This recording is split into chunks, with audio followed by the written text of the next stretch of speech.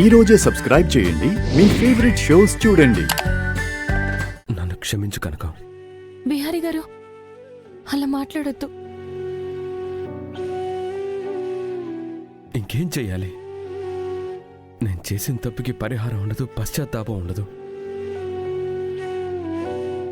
సరిదిద్దుకునే అవకాశం ఉండదు. లక్ష్మి,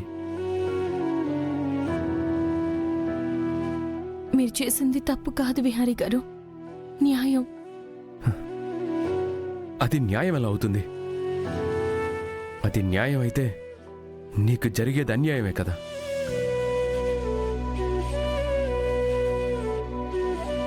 తాలువిలో యుఎస్ నుంచి వచ్చిన మొదట్లో నాకు అర్థమయ్యేదే కాదు, కానీ తరువాత నీ వల్ల మంగళసూత్రం యొక్క వాల్యూ నాకు తెలిసింది.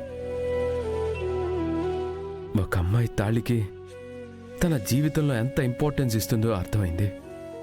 అందుకే భర్తగా నీ వైపే ఉండాలని భావించాను, నీ వైపే నిలబడ్డాను. కానీ చివరికి నీకు నేను కట్టిన తాళికి తీరని అన్యాయమే చేశాను.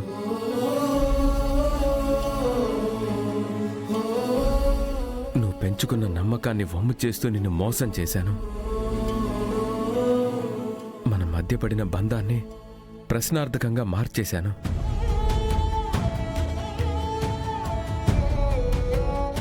నువ్వు నా కోసం పడిన కష్టాన్ని, నాపై పెంచుకున్న ఇష్టాన్ని అన్నిటినీ చంపేశాను.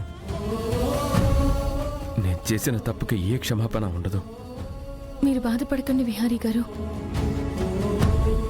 ఈ విషయంలో మీరు ఏ మోసం చేయలేదు, ఏ తప్పు మీ వైపు లేదు. ఎందుకంటే మీరు చేసిన పని వల్లే కదా యమునమ్మ గారికి ఈ ఇంట్లో గౌరవం పెరిగింది. ఆ గౌరవం కోసమే కదా మీ తాతగారికి మాట ఇచ్చి మరి మీరు పద్మాక్షమ్మని ఇక్కడికి తీసుకొచ్చారు. ఆ గౌరవం కోసమే కదా పద్మాక్షమ్మని ఒప్పించి సహస్రమ్మని పెళ్లి చేసుకుంటానని మాటిచ్చారు. నేనే మధ్యలో అనుకోకుండా వచ్చాను, అందుకే మధ్యలోనే ఉన్నాను, ఉంటాను. మీరు చూడాలి అనుకున్నది యమునమ్మ గారి గౌరవం, అది నెరవేరింది కదా విహారీ గారు.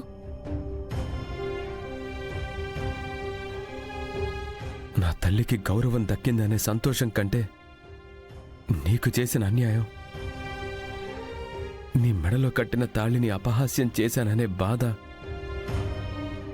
ఎక్కువగా ఉంది కనకం. విహారీ గారు, దయచేసి జరిగిన పెళ్లి విషయంలో మీరు నాకు సంజాయిషి ఇవ్వనక్కర్లేదు. ఎందుకంటే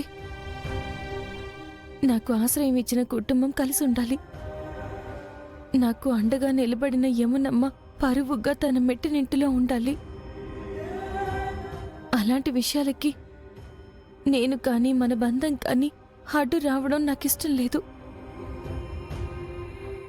మీరు నా గురించి ఎక్కువగా ఆలోచించకండి. నా తలరాత ఇంతే.